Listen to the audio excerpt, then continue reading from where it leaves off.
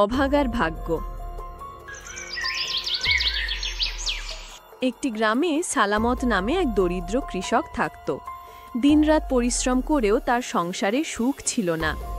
একদিন খেতে কাজ করতে করতে সে একটি মাটির হাঁড়ি খুঁজে পেল। হাঁড়ির ভেতর চকচকে সোনার মুদ্রা ভরা। প্রথমে সে আনন্দে লাফিয়ে উঠল, কিন্তু হঠাৎ মনে হলো, এই ধনসম্পদ কি আমার জন্যই এসেছে? যদি আমি এটা লুকিয়ে রাখি তবে সবাইকে ঠকানো হবে। বাড়ি ফিরে সে মায়ের কাছে সব কথা বলল। মা বললেন, বাবা, অন্যের জিনিস লুকিয়ে রাখা পাপ। গ্রাম প্রধানকে গিয়ে খবর দাও। সালামত তাই করল। গ্রাম প্রধান খুঁজে বের করলেন এটি আসলে অনেক পুরনো দিনের ধন, গ্রামের মসজিদের জন্য জমা রাখা ছিল। সালামত সেটি ফিরিয়ে দিল। গ্রামের সবাই তার সততা দেখে অভিভূত হল। গ্রাম প্রধান তাকে পুরস্কার দিলেন এবং সবাই মিলে তার খেতে কাজ করতে সাহায্য করল। অল্প দিনের মধ্যেই সালামতের অভাব কেটে গেল। গল্পের শিক্ষা: সততা ও পরিশ্রম মানুষকে একদিন না একদিন সুখ ও সম্মান এনে দেয়।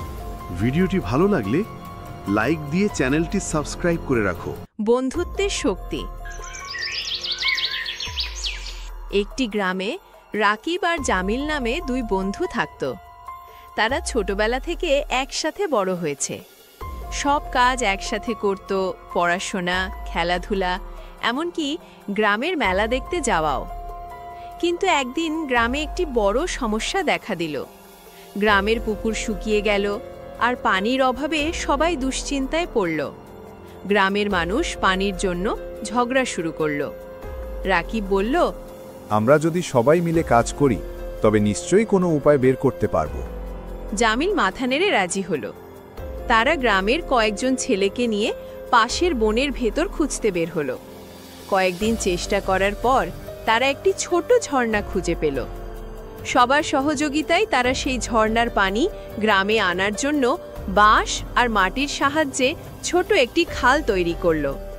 কিছুদিনের মধ্যেই পুকুরে আবার পানি জমতে শুরু করল। গ্রামের মানুষ খুশি হয়ে বলল, যদি তোমরা একসাথে চেষ্টা না করতে আমরা আজও সমস্যায় পড়ে থাকতাম। রাকিব আর জামিল হাসল। তারা বুঝল, বন্ধুত্ব মানে শুধু আনন্দ ভাগাভাগি নয়, কষ্টের সময় একে অপরকে সাহায্য করা।